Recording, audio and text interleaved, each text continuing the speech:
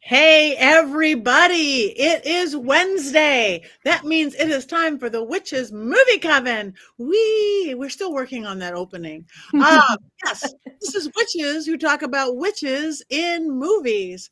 Grab your groat. Wow. Oh, it's a good. Grab your or whatever body. Grab a drink because I have. It is time to talk. Movies. I'm going to just pass this on. I'm Patti Negri. You know me from here. You may know me from Ghost Adventures, from my regular podcast, The Witching Hour, from bathroom halls across America. I'm going to turn you over to my partner, Heather. Hi, I'm Heather Greene. I'm the author of this wonderful book, Lights, Camera, Witchcraft, A Critical History of Witches in American Film and Television. And I am also an editor at Llewellyn Worldwide, working with wonderful witchy authors, as well as a journalist. And I cover all things occult and witchcraft in the media. Thank you. The amazing Courtney Buckley. That's me. I'm Courtney Buckley, Ghost Bait on Scared and Alone, which, if anyone was wondering, is celebrating its 3rd anniversary today. So I would like to just say also happy birthday to our producer, Christine. That happened on her birthday 3 years ago. Mm-hmm. And I'm forever grateful because that led me to this and to my family, my Coven family. Yay. So, thank you. Yay. Richard-Lael. Hello, I am Richard-Lael. Richard-Lael is one name, not two. If I were just Richard, I would be a. With that, I don't know if my computer is going to work or not. It's doing this weird pop-up. The 21st century magic of computers is not my forte, but I am known as the gentleman psychic. I'm a psychic and a medium. I used to be a psychic and a small. Anyway, I am doing a tour to Scotland. We need 2 more tickets to be sold pretty soon before things get, otherwise we'll have to send back all the money and I won't get to live my dream. So if you would like to come with me to Scotland, you can take that little thing right over there. There's a sales pitch. That is beautiful. And thank you. And if you're thinking Jason looks a little bit different today, because instead of Jason, we have a guest, the beautiful Tabitha Meadows. Say hi to everybody, Tabitha. Hi, happy Wednesday, witches. I am Tabitha Meadows. I am a medium and psychic, and it feels absolutely groovy to be with you guys tonight. Thank you so much. We are thrilled to have you. And Jason is somewhere on another continent and having a good time for his own anniversary and party. So we wish him well wherever he is. Our movie tonight, Army of Darkness. Army of Darkness. Hopefully you all watched it because you guys are good. I can say I feel like I have not been here in years. I've missed a few because I was out of town, out of the country, out of whatever, but it's really good to be back with all of you. So thank you in the chat room. Thank you for keep talking. I feel like home. Okay, but Army of Darkness, hopefully you watched it, but if you didn't, this beautiful 1992 film, Richard-Lael, do you have an unbiased explanation of this fine film? Kind of. I watched it. I have never seen it before. I watched it. I don't really know what was going on because I've never seen any of the Evil Dead. I normally shy away from anything that I think has zombies in it or slapstick comedy. I didn't like the Three Stooges, by the way. So okay, so here's what I think was happening. After the first one was remade into the second one, and then the second one was basically, it was this one, but only in the past, in the year 1300. He somehow gets transported from the cabin to the 1300s where he had. Oh, did we lose him? Yes, I'm still here, but my computer is weird. I think it's the Army of Darkness that doesn't like me. Can you not hear me? I don't know. We can't. You're frozen. Now we can. Oh, goodness. Can you hear me now? Yes. Anything? Nothing? Yes. Oh. No. Well. Keep talking. Okay. I don't know. There's some Army of Darkness weird stuff with my computer. I don't know. It keeps.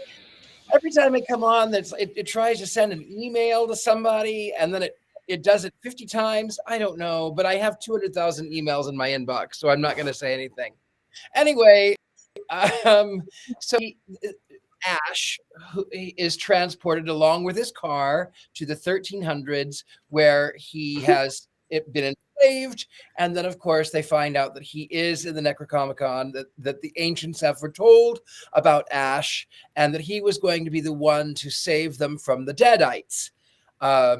So in fact, he does prove that to be right. Along the way, he meets the most beautiful girl in the entire village of the 1300s. And then he somehow does go on his quest. He meets mini me's, and evil. And there's a catapult, and then he turns his car into a lawnmower, and then roll credits, I think.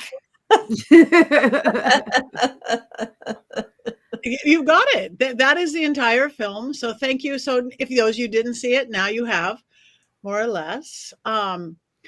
So Miss Heather, I don't know if this is in your book or not. I should always check your book. I love your book. I have your book, but I haven't. If this would be in your book or not, but I'm sure you have a more detailed, perhaps academic explanation of this. I have just some notes. So I have the top 5 things that you could know about this. So you need to know about this. The Cliff Clavin section of our broadcast, so to speak. So first, I'm going to give you a little context, which I like to do, timing.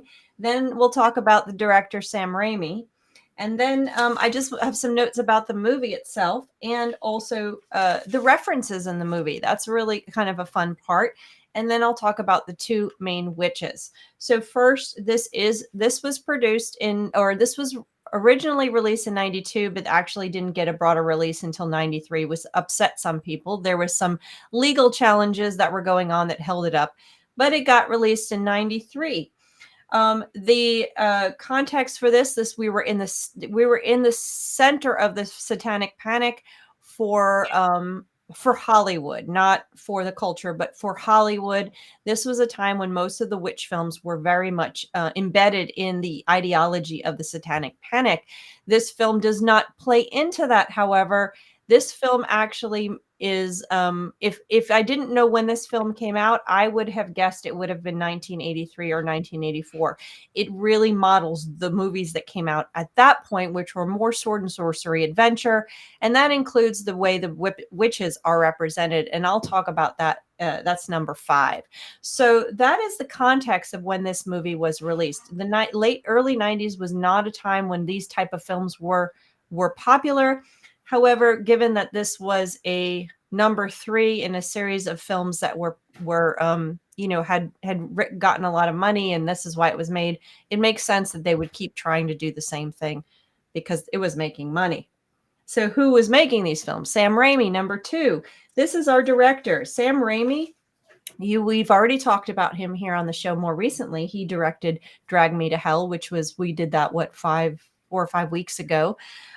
He is also the director of things like Oz the Great and Powerful, which I won't say again, Spider-Man movies with Tobey McGillis, The Gift, a beautiful movie that hopefully we'll talk about one day, For the Love of the Game. Another popular movie which actually led to the production of this was Darkman. He actually was the producer of the more recent Poltergeist. So he's done a lot of stuff. He actually was a writer on the Xena movies and shows. He wrote Hudsucker Proxy. So he's done a lot of things. He's been around for a while. And the first Evil Dead movie, which was released in 1981, was his first movie. It was his breakthrough. Then he did, of course, Evil Dead number 2. And then this is Evil Dead number 3, which leads me to the next thing. The one interesting note about Sam Raimi is that car, the Oldsmobile, that was his car, and it actually appears in a number of the movies. So I don't know how it gets destroyed and then keeps getting reconfigured and coming back. I'm not so sure. I would want my movie to go through what this car went through in this movie. But that was his car, and it is an icon of the Sam Raimi movies. So let's talk about this movie for a second. So what's interesting is, of course, the first 2 movies had a following. They were successful, lower budget. Then he did Darkman, successful again. So Universal came to him and the producers came to him and said, can you make another Evil Dead? And he said, okay, so I'm going to make a movie. Let's call it Medieval Dead. That was his original title. This is what he wanted to do. But they said, no way. He said, well, let's call it Evil Dead 3. They didn't like that either. And we wound up with this Army of Darkness, or it's actually called, I think, Ash versus the Army of Darkness technically, but it's Army of Darkness. So you wound up with this movie. Now, this movie is farther from horror than the originals. This one is far more into action adventure, into sword and sorcery, which is why it feels more like an early 80s film. It also is way more comedic. We didn't see as much of the comedy in the Drag Me to Hell movie, but it was there more subtly. That was much more horror. This movie has 4 versions you can watch. 4 versions. So we have the original 81-minute theatrical cut. We have an 88-minute version. We have a 96, which I think went to Europe. Then we have a 96-minute version, which is the director's cut, which has the different ending. They didn't like his ending. They thought it was too dark. Apparently he returns to England and it's like post-apocalyptic England or something like that when he comes back, rather than the one that I saw, which is where he returns back to his job. Then there's an 88-minute TV version. So there's a number of versions. It got a cult following. So that you have all these versions going on. You can actually watch the director's cut if you can find it. The other interesting fact is Sam Raimi really wanted this movie to be PG-13. And when they first released it, it was NC-17. So they had to back down 2 ratings, which they never got to, no matter what they did. So it wound up being an R rating. And I think it got an NC-17 rating, if I remember correctly, because there was a scene where a woman's head gets chopped off or something, and they weren't going to give it that rating. So anyway, he backed it down as much as he could. It got an R rating in the end. It never made it to PG-13. So let's get to some other parts of this movie that are really interesting, which is actually one of my favorite parts of pointing out in the movie, and I'll get to that in a second. There are a lot of Easter eggs in this movie. There are a lot of little things, and I'm not going to point them all out here, but I'm going to point you, look for them. If you watch this movie, look for them. You have a reference to literary references to Gulliver's Travels, for example, when he gets tied down by all the little people. You have references to to things like the Connecticut Yankee in King Arthur's court, which is also an idea of this modern person going back to a King Arthur's court. You have the Three Stooges with the comedy routines. He pokes the guy in the eyes. He says, "I'm blind." I mean, you could see that kind of slapstick comedy throughout. You also have direct references, and this is something I pulled. I don't know it for sure myself. 2 movies, like, for example, he calls someone a spinach chin, which apparently is from a movie called Malice in the Palace. I have never seen that movie.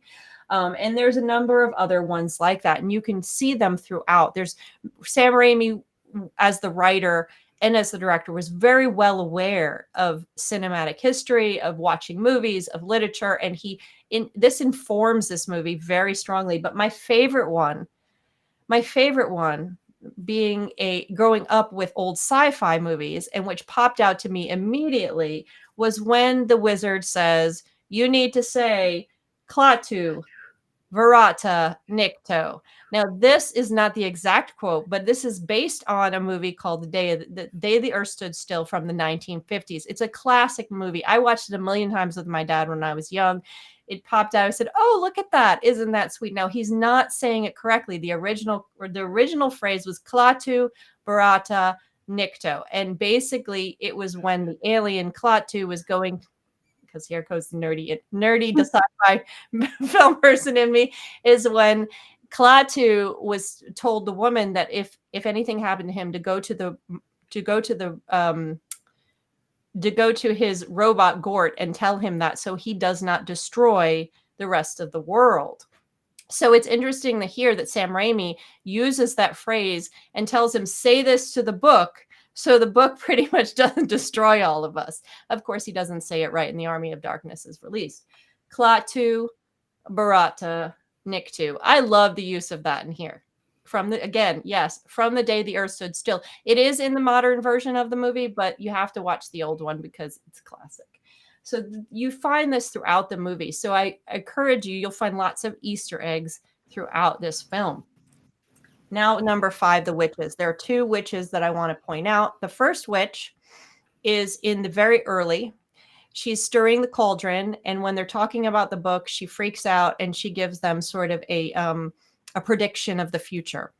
This is a very standard role for a witch, a representation of witchcraft and a witch in sword and sorcery films. In fact, you find it in either Conan the Barbarian or is it Beastmaster? I can't remember which movie it is, where at the very beginning, this monstrosity of a woman, someone who's a fate, if we're going to use Greek terms, someone who is a witch, a seer, comes and tells them, this is your fate. This is what's going to happen to you. They're usually old or they're monsters in the way that this one was. Of course, they shoot this one and she turned out to be part of the undead, I think. So that is a very standard sword and sorcery trope to have that witch. Now, the second witch we talk about is the beautiful woman who gets turned into a witch. This is very much another sword and sorcery trope where you have either a sexy woman or you have some sweet woman who's turned into an evil witch. And this is another trope. We see this here. Of course, that's what happens.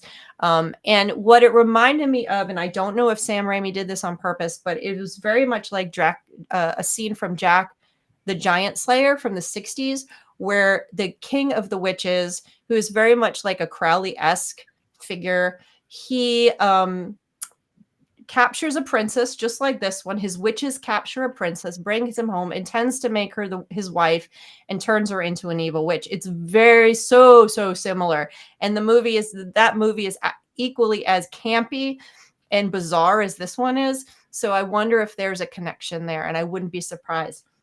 But again, that is another trope for sword and sorcery films, for fantasy films that contain witches that are like this, that are particularly journeys for a masculine antagonist like this. So that is how witchcraft plays into it. It's very, very standard. And again, this film really feels like an 80s sword and sorcery action adventure film more than something that would have come out of the 90s. So that is my lecture. Thank you very much for coming.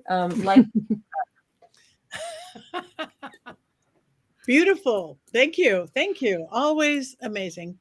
And together we have the whole movie. That's it. With Richard-Lael's. Okay, I saw it for the first time too. I will go next. I wanted to like it more than I did. I really wanted to like it more than I like slapstick. I like weird comedy. I like the Three Stooges. But it seemed to get confused to me. Maybe I got confused. No, it seemed to get confused a little bit. Like it tried too hard. That's the best thing I could tell you. Like it just tried a little too hard. If you pulled it back, acting eating the scenery. I'm good with acting eating the scenery, but maybe it ate it a little too deep with him. But again, like Richard-Lael, I don't know the series of movies. I don't know. It's not my world either. And I watched the whole thing, and I didn't hate it. I'm going to go with Courtney's t-shirt. I didn't hate it. I liked it. I enjoyed it, but I wanted to love it because all the aspects that I like, I wanted to love it. So that's the best I have. I don't know. Did anybody think it felt like it tried too hard? I definitely think it tried way too hard. Yeah. I mean, there were kind of I could enjoy. I did think that Ash, the character, was thoroughly enjoyable. I didn't know what the other 2 films were like, but the character Ash seemed rather enjoyable. I relatable even. I don't really remember many of the other actors. They were just sort of placeholders. Even the beautiful girl, there was no real connection. You automatically know she's the most beautiful girl in the village, so obviously there's going to be a connection, but there wasn't a connection. It was just I think it tried too hard. Okay, too hard. I like the redhead guy though. He was my favorite character. So I can't say everybody else blended in because as little as this part was, Richard Grove, I hear his name is Grove. Yes. Richard Grove. So he just whether he was big and eating the scenery, but I liked him anyway. So maybe that's just as it. So, but there was so many cringy moments in it. Mm-hmm.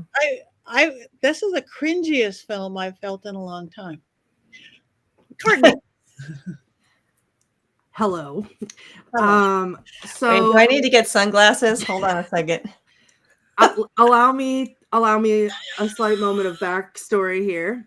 My only exposure, I had not seen this movie. My only exposure to Evil Dead was the newest Evil Dead movie, Evil Dead Rise, which is more gore than it was camp, and it had some good quotes and stuff, and I liked it a lot. I did almost throw up when I left the movie theater. And then because I took Nathan to see it and he loved it, we then went to see Evil Dead the musical, which if you have not had the pleasure of enjoying that, they spray blood on you literally the whole time, and the blood is Kool-Aid. So I was closer. I was in what they called, I paid extra to be in what they called the splatter zone. And one of the actors, because I was close to the aisle, ran up to me and dumped a pitcher of this fake blood in my lap, which was delightful. What I realize now watching this movie is that I did not understand that musical at all because I had only seen Evil Dead Rise, so I missed out on the whole franchise. And as soon as this movie started, I had that same moment where I like double checked what year it was made because I was like, oh, here we go. You guys are making me watch a 70s movie again. I'm going to be mad. And then all of a sudden it was like, oh, this is Terrible Zombies, which I don't like real zombies. I like the Terrible Zombies. This is Terrible Zombies done like Monty Python, and I was immediately on board. Okay, it's trying too hard. I think that's part of the shtick, and I enjoyed it so much because it was 1000% my sense of humor. I, as we all know, love the stupid horror movie genre. That's stupid. It feels stupid on purpose. This felt very stupid on purpose. So for me, in that genre of things, the stupider you are on purpose, the harder you try to be ridiculous, the more I eat it up. So put on your sunglasses if you want. No one's getting hexed tonight unless they disparage this movie because it is on my list. It is up there with The Killing Tree. No. Yup. No. I said what I said. The Killing Tree is still top, though. We need to. You can't wreck my world. No, The Killing Tree, I don't think will ever be topped, but this is it's in the same vicinity. Okay. For me. Okay. Wow. Fair enough. Tabitha. Yes, that's me. Well, first of all, I'd like to, like Heather, give a little nod to Jason and the Argonauts for the stop motion. There's stop motion in this movie as well. And Jason of the Argonauts, they were fighting the children of the Hydras, which they are very much like these skeletal figures in this film as well. And I know that this is a parody. However, I got a little bit of a bone to pick with it. Oh God, here comes the hex. Movies are still impressionable as far as how we see others. So witches here again they were foul and they were ugly, and it's the hero man's duty to slay them and take away their power, and they always tend to like show them who's boss. And also just another little thing, here we are again with it's important to have your intention and your correct spelling, because you could be waking an army of the dead, and I don't mind that so much because I'm all about Team Dead. So thank you. I think that Colin Barrett's comment might be a nice crossover for you. That might actually top your movie. I mean, the Killing Trees. Literally take my money, like man. raise up the the killing, raise up enough people from the dead and put them into plastic trees and set them out to kill people. Yeah, and we have to think of how many stars of David made of salt we need to raise an entire army of killing trees. Like, please, okay? Sign me up. I'm on board. You can have me. I'll do it. Okay, that sounds like it might top it. So we'll work on that script. Courtney, we got our work to do. We got a script to write. I'm on it. Somebody one day is going to watch the show and go, that is a damn good idea. Loads of money, and then we'll rate it going, best film ever. So I'm going to give my I probably still won't. What was that, Richard-Lael? I didn't hear you. He still won't. You still won't. You still won't. Okay. My computer is freezing. You are freezing. Patty said we would rate. Patty said we would rate it high, and I said I wouldn't. I got it. Yeah. Well, I probably wouldn't either, but we'll. I'm willing to make an effort, and especially for Courtney, I'm willing to help her write the script. So, but my opinion of this film, I was like Patty. I really wanted to like it. I really wanted to, because I'm totally open. I'm very easy to please when it comes to movies. I always find something, and I know this was a choice for one of our amazing producers on her birthday. So I was in it, and I know Danny Elfman did some of the music, and I loved, especially when they did the reference to the sci-fi movie. I was like all about it, but this is just not my kind of movie.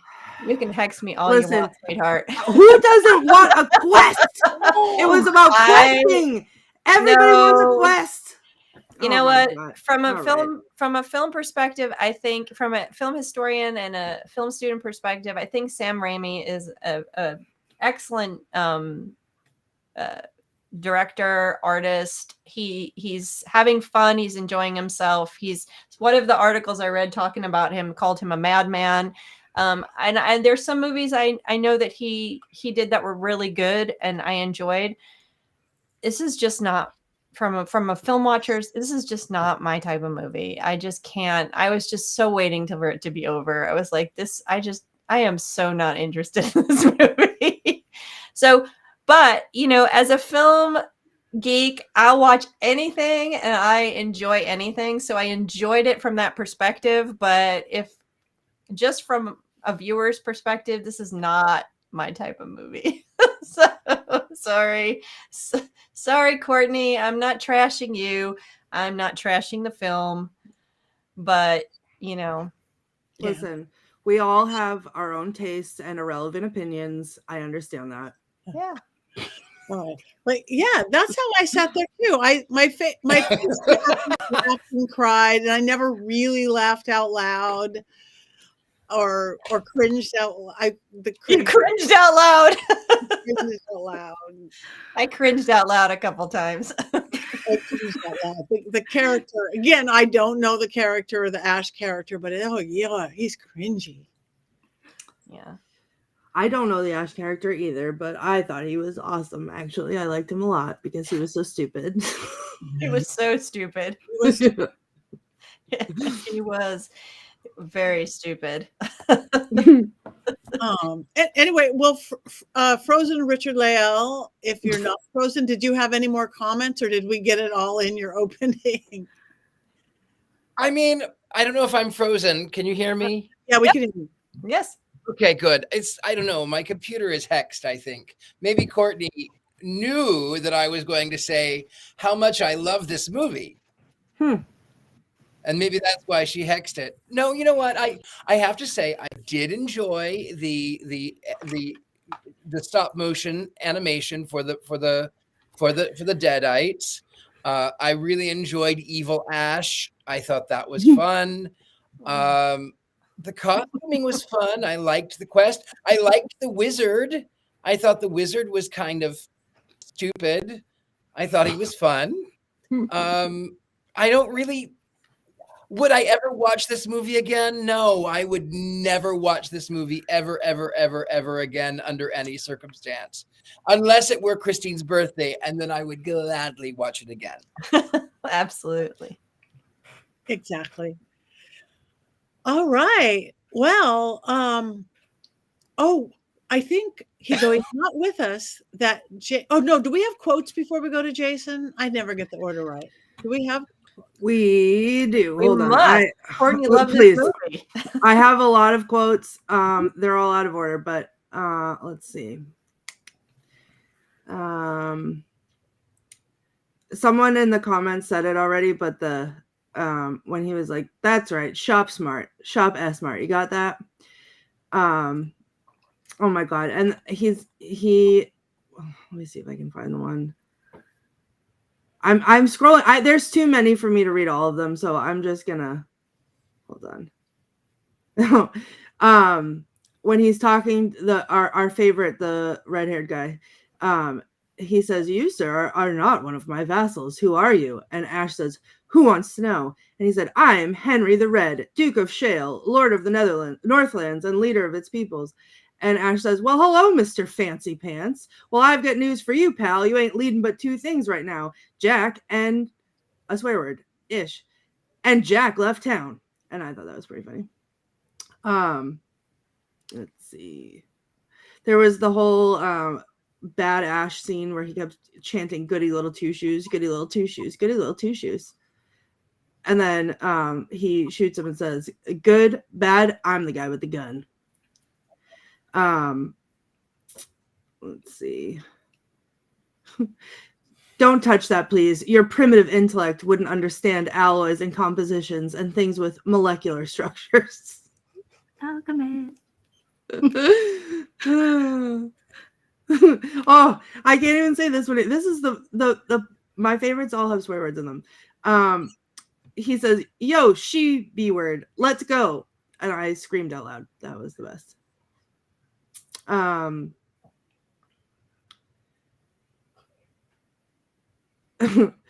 My all-time favorite quote of the movie was towards the end when he's back at the store and he's telling the story about how he almost became king, and then everyone is like, "Yeah, okay, guys, like whatever." And then all of a sudden the zombie lady is there, and then he goes, "Lady, I'm afraid I'm gonna have to ask you to leave the store." And she says, "Who the hell are you?" And he goes, "Name's Ash. Housewares." Yeah.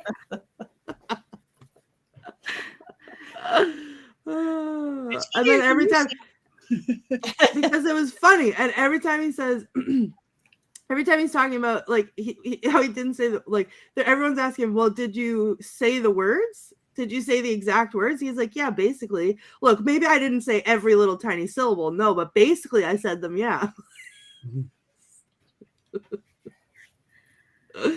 Oh, and then when he's burying evil Ash, he has him chopped up, and then he's the head is talking to him and being like, "You're never gonna get the Necronomicon." And then he goes, "Hey, what's that you got on your face?" And the head's like, "Huh?" And then he just throws dirt on him and he's like, "See how that works?" Oh, and he caught him. He caught one of them with the "You forgot to tie your shoe." Yeah. He didn't have there was no tennis shoe on. It was armor. Oh God. Buckle up, bonehead, because you're going for a ride. Let me see. Oh my God. When he's like, he gets to the thing and there's 3 books. Like, why he's so confused. 3 books, and he's like, 3 books. Wait a minute, hold it. No one said anything about 3 books. Like, this is gonna be his downfall. The fact that there's 3 of them. Like, what am I supposed to do? Take 1 book or all the books or what? And then he opens. Obviously, then there's the mayhem ensues. But like, I can't. How it stopped him for so long was so funny.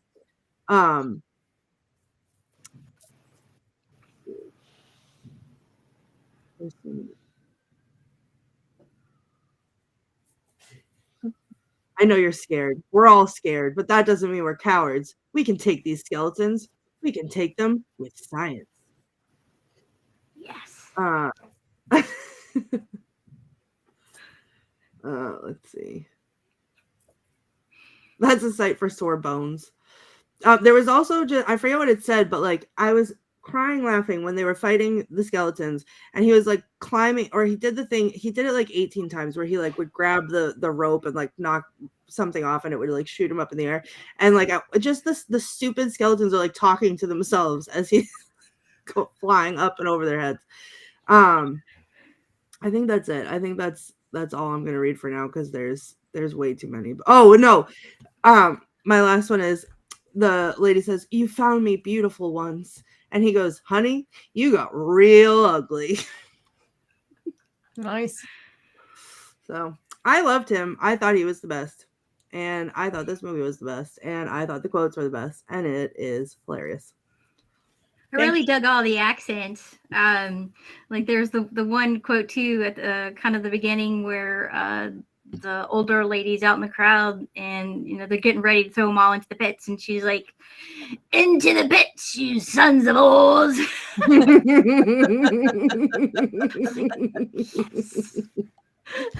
The quote where someone put up in the chat where he says, "Oh gosh, give me some sugar, baby." It said twice. Apparently, that was something Sam Raimi actually wanted him to say, and he didn't want to say it, and made him say it anyway. And that became like one of the go-to quotes in the movie. It became one of the most known. "Give me some sugar, baby." And I think the zombie guy says it later on, which is really creepy. Really, really. No, he did not say that. He does not mean what. Oh, okay. Housewares. I will live rent free in my head from now on. Well, thank you for those quotes. And though he is not with us live and in person, Jason did send us the Mankey Movie Minute, perhaps. I know I always say that wrong, and it's called something else. But if our fabulous producer in the background can place on Jason's. Hey, Coven, still loving you, still missing you, still obviously on vacation, wearing a Michigan State shirt because that's where director Sam Raimi went to school. But most importantly, happy birthday, Christine. I hope your birthday's great and that you're having the best time. And now for the Mankey Movie Minute. Army of Darkness. I had never seen this movie before sitting down to watch it for Movie Coven, but I was very, very excited to see it. Army of Darkness. Eternal infernal hordes of the undead are coming for your soul. Army of Darkness. Hordes of zombie ghosts are here to kill the living, and all that is standing in their way are a chainsaw and a 12-gauge double-barreled shotgun. Army of Darkness. I was prepared for an epic. Ugh! Recap! What is going on? Now, jerkface King Arthur? There's a red-haired guy. He must be Scottish. Maybe he is leading an army of the undead. No? What is going on? Where is the Army of Darkness? Oh, great, the Sarlacc pit and a chainsaw, and he just killed something. Yay? Maybe we're getting somewhere? Now, let's go out into the woods and meet the evil hordes led by the Dark Lord of Evil. Army of Darkness. Demonic armies are coming, even if this movie takes place at a Renaissance fair. Army of Darkness. What? Is he being chased by a fart? There's no army behind him. A windmill? Are we now at a miniature golf course, too? Oh, 3 little mini ashes? That's not an army. That's an annoyance. Stop lying to me, movie. Oh, great, he swallowed his mini-me and now he has an evil me. But one evil ash does not make an army of darkness. I am so bored. Before the darkness can be born, it must arise from the unspeakable horrors of the Necronomicon. Demons will be summoned and undead armies will rise. Now is the time for an army of darkness. 3 books? What is this? Choose your own adventure? Where is the army? Why aren't there skeletons and monsters? Oh, unscary evil me is back? Who cares? Oh, wait. He's finally conjuring up an army of darkness. Arise, horrific dead. Together we shall destroy the living and fashion this world into a demonic hellscape. Army of darkness, we shall destroy Camelot and kill the future Mr. Peterson from the TV show Seinfeld. Yes, an army of darkness full of unscary skeletons and 20 people in costumes from Walmart? This isn't an army of darkness. This is an army of disappointment. Oh, yay, the good guys won, but a daycare full of toddlers could have defeated this evil army. And now we are back at S-Mart? Unionized army of retail workers? Ugh. Hail to the king, baby. I guess.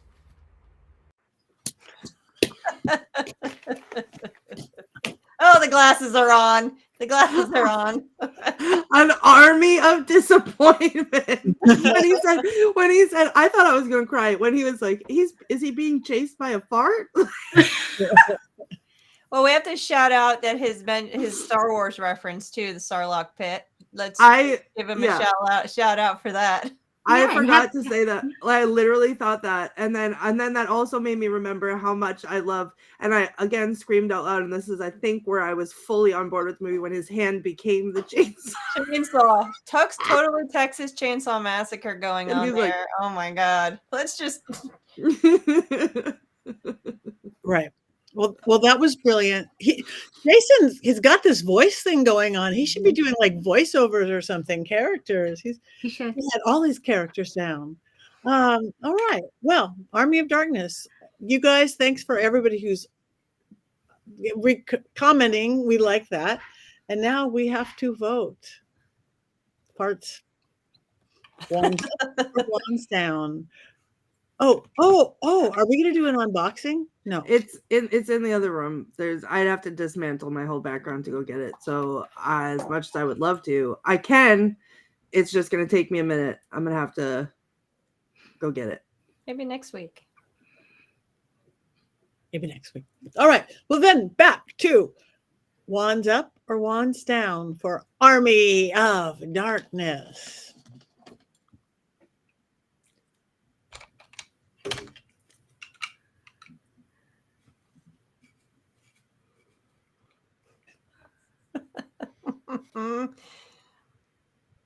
What do we got in chat? Okay, we got wands up. Don't forget the broomstick. For the best I could neutral and pushing it whatever. Wands up and horns up. Horns up too. Way up from Amber. Yes, there's my people in the comments. That's where I belong. Wands down from Mickey. Wands up. Insane not to like. It's plenty insane. There's plenty of reason not to like it. See, mine's wobbly. Mine can't even exactly pick a position. It's over the horizon line. We a little bit, but so we got wands up for Courtney, and yours is up, right? That's my feather for weighing souls. Oh, I thought that was a spatula. Oh, it is a feather. Okay. Okay. With skulls all over it. Yeah. This may be the first time that Heather was the most down of all of us, perhaps. Maybe down. Yep. I think so. I rarely ever vote a movie completely down, but I'm going completely down with this one. I'm sorry. I may not be here next week. Heather may or may not be the one having computer issues next week. Yeah, well, that's true. All right. Well, what are we doing? What are we watching next week? Oh my goodness. Give me a minute. Let's discuss something else because I forgot to look it up. Oh, no. It's written there. Beetlejuice. It is. That's what Beetlejuice is next week. Are we doing, is it original Beetlejuice? Or are we also discussing Beetlejuice? Well, original first? Yeah, well, I think it's supposed to be the original, but, have you seen it? Because we can always go out and see Beetlejuice and discuss it as well. I've seen it 2 times. I think they should have 2 separate things, but I haven't seen the new one yet. Yeah, that's valid. There was a point in Army of Darkness. I haven't seen the new one. I can't tell. I can't remember where exactly it was, but there was these creatures that looked a lot like those long-nosed entities, like that long, drawn-out entity and Beetlejuice. So that kind of felt like a little bit of a nod to that. But I'm not sure. I can't remember what would have been first, Army of Darkness or Beetlejuice, but I thought that was kind of cool with those guys. Face, yeah. Yeah, the stretch face feel, yeah. I think Beetlejuice was what, 87, 88? I don't know. I have to look it up. I don't remember. Yeah, I don't Hold on, let me look it up right now. But I thought that was interesting. Yeah, I noticed that too. That looked 88. like It was 88. and moving it around, stretching it around. Yeah. Okay, so yeah, all right. There are a So lot very of well nods, and some of them are clear, and some of them are not so clear. It's like when he does the gun and he picks it up and he does the thing with the gun. That's very Terminator. Was it supposed to be Terminator? I don't know, but it's very much what you would have seen Terminator did with his gun. There's a lot of them in there. Okay. So Amber suggests we do 2 separate videos so we don't have any spoilers. I vote for that as well. So just the original. Yeah, we can wait till Beetlejuice comes out on streaming so everybody can watch it so we can discuss it. That would be a good idea. But there's plenty to discuss with the original. Yeah. Whilst I will participate actively in the discussion of Beetlejuice the original, no one can stop me. I will have to discuss also at the same time Beetlejuice the musical because I can't not. So just fair enough. That soundtrack lives rent free in my head at all times. I listen to it constantly, and I've seen it twice, or 3 times actually. That is good. I have so many stories to tell you next week about Beetlejuice. So many stories, but I won't spoil them this week. Oh, that's right. You worked at the Beetlejuice place. Tim Burton's inspired bar. Nice. That'll be fun. That'll be fun. I have some stories. Richard-Lael stories. We do. All right. Well, let's talk about. We have a few more minutes about what we have going on. For anybody can come see us and do. Courtney. That's me. So I am entering my horrifically busy time in October, in Salem. And so I have a whole lot of that going on. I am going to attempt, and I don't know, if this is going to happen or not because of my schedule, but I could probably take my sunglasses off. I'm going to attempt to see everybody at Mass Paracon, and hang out with you at your table for a little bit. Yes. So we're gonna hopefully try to do that. But yeah, that's it. You guys will see the shell of Courtney Buckley for the next month, and then I'll be back. Okay, thank you. Heather. Hi. I have exciting news that tomorrow I am headed to Charlotte to attend Charles Oz, which is a Wizard of Oz convention.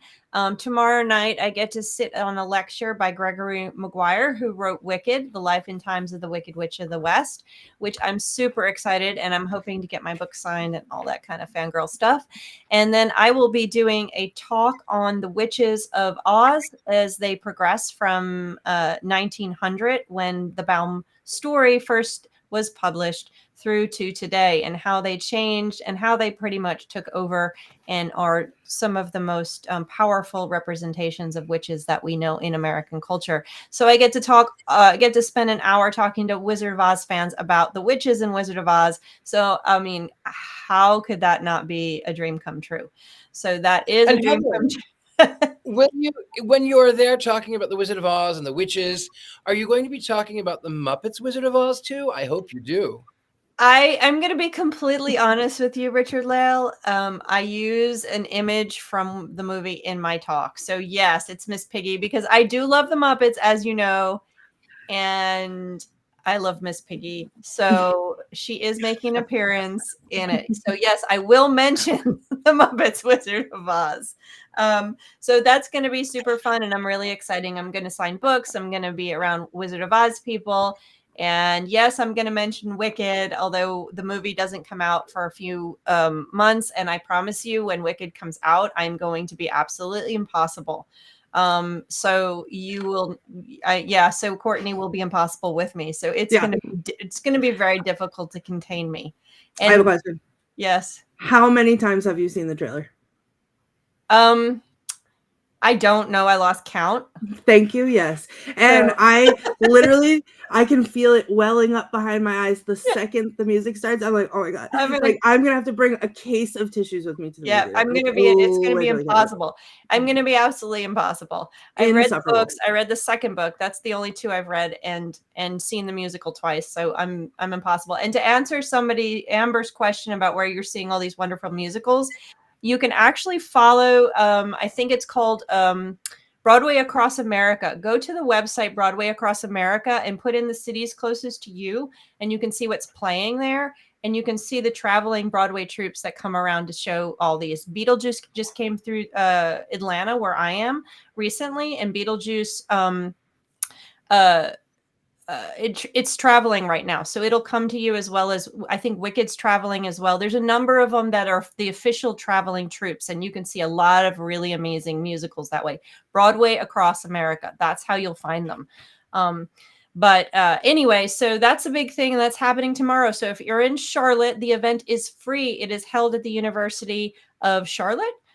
So you can pop in and see a lot of lectures about all things Wizard of Oz. Oh. And outside of that, I'll be doing a Halloween event here in Atlanta. Nothing like what Courtney's going to go through this October, but I'll be doing here a little event with some readers and some witchy people in October. More on that later. Other than that, my brain is just all Wizard of Oz right now. Yay. There's no better place for a brain to be. Thank you. All right. Richard-Lael? Yes, I have the Traceless Tours coming up in Scotland, the Sacred Tours. So come and see me there. Also, if you're interested in magic of all kinds, you can find me Saturday mornings, like your cartoon shows, at University Magicus.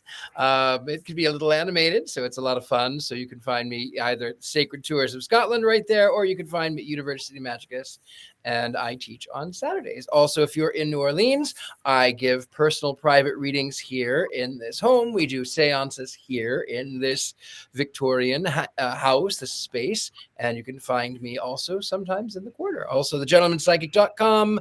That is the easiest way to find me. Also, I can personally vouch for Richard-Lael's readings because I had one this week and it was uncomfortably accurate. And it's hard to look him in the eye right now. I'm going to be real honest. He is most magnificent. And I must say, his home is worth the trip, with or without the reading and the seance, which are just icing on top. Amazing. I've never been in a house like that. I want to move in. There's no room. It's like, all right, Tabitha, do you have anybody coming up that anybody wants to come see you? Hi, I am Tabitha Meadows. I am a medium and psychic. I don't have anything coming up in the near future, but you can find me on Facebook for private readings as well. Thank you. Thank you. Yes, you guys, social media, please like us, follow us. It just makes a difference for some unknown reason in this world. I'm getting ready to head to Gettysburg for the Spirits of the Supernatural, Ed and Lorraine Warren Paracon this weekend. I'm flying out 5 a.m. Friday morning. Next week, I'll be in Massachusetts to see Mass Paracon and hopefully see Courtney there. And then I'm headed to Haunted Hill House in Mineral Wells, Texas, and you guys can come do a crazy haunted house with me there. And then it gets busy. Then I'm headed to New Jersey for Supernatural Soiree. So go to pattinegri.com, as it says on pattinegri.com, and you can see my whole thing. And of course, when I'm in town, Tuesday, I teach at University Magicus Tuesday nights. Again, check out Richard-Lael's classes. He's brilliant. And check out mine. I'm brilliant. We're good. We have about 20 teachers, and they're all different and they're all good. And Wednesdays, of course, you come in right here because you're here right now. So you have to come back. Tell your friends if you like it. We need more people. We love people. Tell your friends. We'll bring Jason back. I promise. Well, after that Mankey movie minute, maybe we I don't know.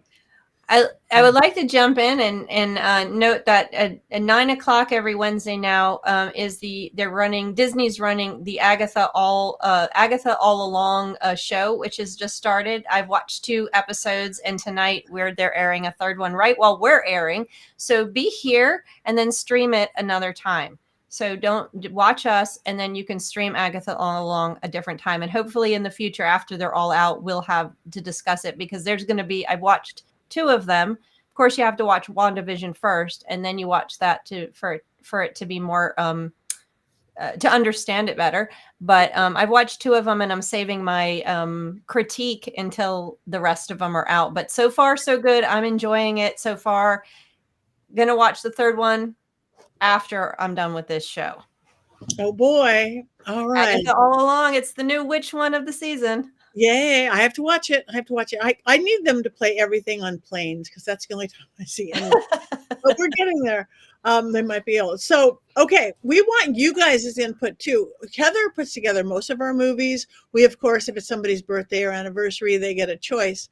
But you guys, you're our people, the Collins, the hosts, the Robs, the Roberts, and Mary, and all that. If you have great ideas of movies we haven't thought of yet, please give them to us. We want to know. We have a couple minutes left. What do we want to talk about, if anything? Mysterycontrol.com. Go visit mysterycontrol.com so you can be like me and own every piece of Witches Movie Coven merch that exists and that may soon come to exist. Oh, there it is. Yes. And if you use code Patty at checkout, and you'll save 25%. I use that code all the time. Giving it away, 25%. You can't afford not to buy something. T-shirts, quotes, lots of Courtney quotes. Who doesn't want to wear Courtney quotes upon you? Cloaks and capes and mugs, and you can get it for the school Look, Tabitha has one. Tabitha's wearing one. Oh, I can't. Tabitha's wearing one. What's it say? I'm going to make you my weotch. Oh, yeah. From the Covenant. I didn't mind it movie. Covenant. See that the Covenant now has 2 shirts then. Yeah, as it should, or no shirts. I don't know, whatever. Oh yeah, well, yeah. Why are the glasses going on? Well, nobody disliked that movie. No, but I needed to hide my eyes as I was thinking of it. All right. Oh, wait, I have a book coming out. Yes. You like haunted dolls? You like magical dolls? From a witchy perspective, yes, it's going to be coming out in June 2025, Dollcraft. Forward by Heather Greene, which I can't wait. I'm so excited. This was hard and fun, and my little doll is lining up there. I can't wait. So care and feeding of haunted. Everybody's into haunted dolls now. I hardly know anybody who doesn't even have one. And there is certain ways to take care of them. So honored. I mean, my live stream was to be a Llewellyn author, so honored. And other than that, I don't know what else we have to say. We're not going to cackle for 2 minutes, are we? Oh, we gotta wish Haley for Halloween. Oh, I'm sorry. Oh, Halloween.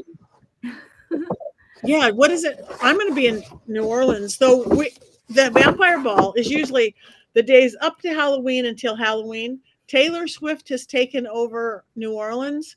So everything is booked out like a year ago. So now we're going to do Halloween through Day of the Dead, which is even better in a sense. So I get to see Richard-Lael. I get to see everybody. And we don't have to be fighting with Swifties.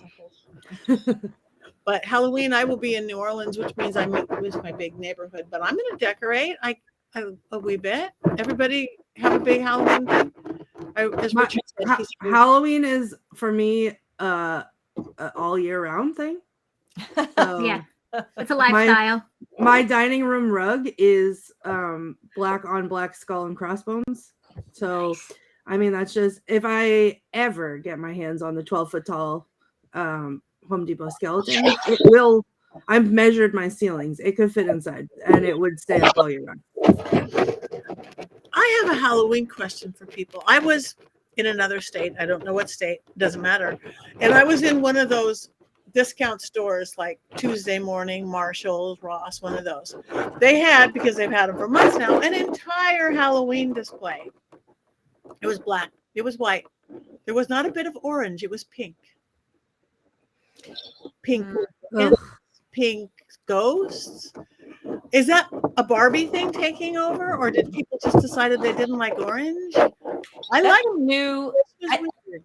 I think that's the new aesthetic that's connected to like a goth. It's supposed to be like a gothic Victorian garden type of thing with roses, purples, and pinks. Yeah, I think that's where, because I've seen it too, and it's connected to that sort of it's sort of that haunting rose colored. It's supposed to be that's connected to. In fact, I have some cards that are supposed to be this gothic garden Victorian thing.